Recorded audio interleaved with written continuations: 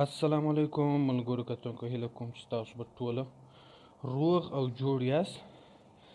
زموږ چې کوم نن ټاپک دی هغه ایز ایکول ټو ام سکویر په نامه دی، او دا یو ټاپک دی چې ما نه غوښتله چې دې ته زه مطلب مخته دله راسم او دې ته درته ډسکرایب کړم. دا د میتھمیټیکل ټاپک دی. د نن نه بعد چې کوم د فزیکس ویډیو ویستولې یا دغه ویډیو ویستولې د میتس ده، زه به کوشش کوم چې په دا اندازه به درکړم، مطلب ریټن. او که زه دې ته مخامخ ډایرکټ شروع سم نو هغه زما په اندازه ساینس باید چې ساینسي چې کوم لیکچران دي هغه باید چې درکړم نه اوس، او زه به شورټ به کوم، د دې به څو پارټ جوړ کړم چې هغه به بیا دې ته اسانه مطلب در باندې بوجیږي به نه ښه. نو په دې شي کې اول شی چې موږ کوم خبر کو لا اف کنزرویشن اف انرژي ده. لا اف کنزرویشن اف انرژي چې دی هغه دا وایي چې energy can neither be transformed energy can be neither created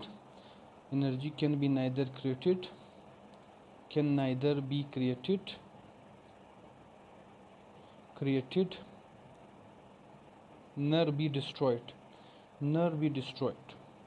یعنی انرژي چې ده دغه څه ته وایي، انرژي چې ده هغه نه جوړېدای سي نه ختموای سي، هغه خالي ترانسفورم کېدای سي، خالي ترانسفورم کېږي د یو فورم څخه بل فورم ته. یعنی اوس د دې اسان الفاظ په دنیا کې رقم انرژي دي، کاینټیک انرژي وسوله،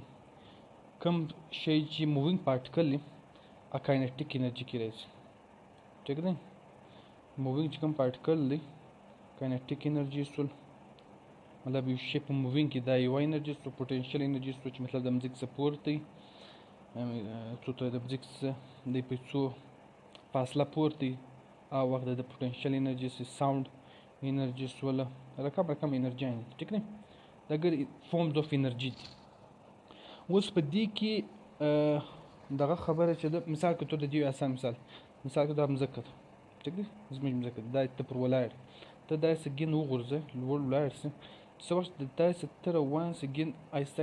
مطلب په اول سره تیز ځي، یو وخت به داسې راسي سلو به سي، یعنې پر دا پوینټ باندې د چې کوم پوتنشل انرژي د هغه میکسیمم سي او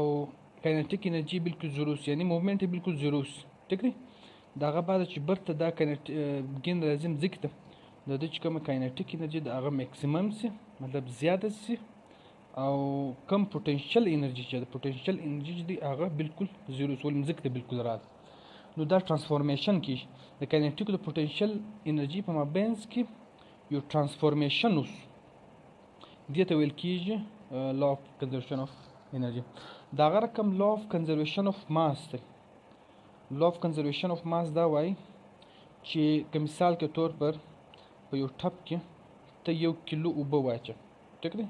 1 کیلو اوبه دې واچولې او د دې خوا څه دي اور پر بل کړي، او ټمپریچر چې دی ټمپریچر مطلب تا ورکړي دې ته 100 سنټیګریډ، مطلب 100 سنټیګریډ دی اوبه چې دي هغه ګیشیس فورم کې راشي. اوبه چې څو ګیشیس فورم ته راغلي نو دا اوبه به سټیټ چینج، مطلب اول لیکویډ ویلې بیا ولاړې ګیس ته ولاړ، په ګیس کې تقسیم مطلب بدلې شوې. که تا 1 کیلو مثال کې طور پر ماس جلا شی دی او وزن جلا شی دی په ساينس کې، خو بیا هم ته دغونه انډرسټینډینګ لپاره زه خالي دغونه کوشش کوم چې دې زه سر په در خلاص کړم. 1 کیلو به تک شی راولې، څه وخت چې 100 سنټیګریډ ته ورسېد دا به ګیشیس فورم ته ترانسفورم سي، او یو وخت به دا رقم راشي چې په ټپ کې به نیمه اوبه پاتې، مطلب د داسې پر اوبه دا نور ګرده په ګیشیس فورم کې ترانسفر شولې. ټیک دی، دا ګرده ترانسفر شولې. نو لا اف کنزرویشن اف ماس دا وایي چې ماس چې دی هغه سیم دی، خالي ترانسفورم څونه ماس د دې لیکویډ فورم څخه ولاړی، د دې لیکویډ فورم چې څونه ماس دغه څو کته هغه ګیشیس سټیټ والا چې کم ګره دا ماس ګره په هوا سو ګره کدا بت سره جمع کې بد په دې جمع کې نو هغه 1 کیلو به جوړ شي. دا لا اف کنزرویشن اف ماس دی. ټیک دی، له کوم چې تاسو دغه کنزرویشن اف ماس دی چې تاسو به سر په خلاصول. اوس آینسټاین دا خبره وکړه چې څه وخت وګورو ټیم څو دی 5 اوهو خیر زه به 2 منټه لاتو. آینسټاین دا خبره وکړه چې ستا چې کوم انرژي ده، مطلب که د یو شي ماس یعنی وزن کمیت وزن ته ورته وایي کمیت کې څونه زیات و هغونه به د هغه شي انرژي زیات یعنی څونه شی باري څونه شی چې دروند دي دغونه په هغه کې انرژي زیات دی ټیک دی نو څه وخت چې ته کوشش وکړې دا نیمه چې کومه تیوري ده دا به زه په پارت 2 کې سمجا وکړم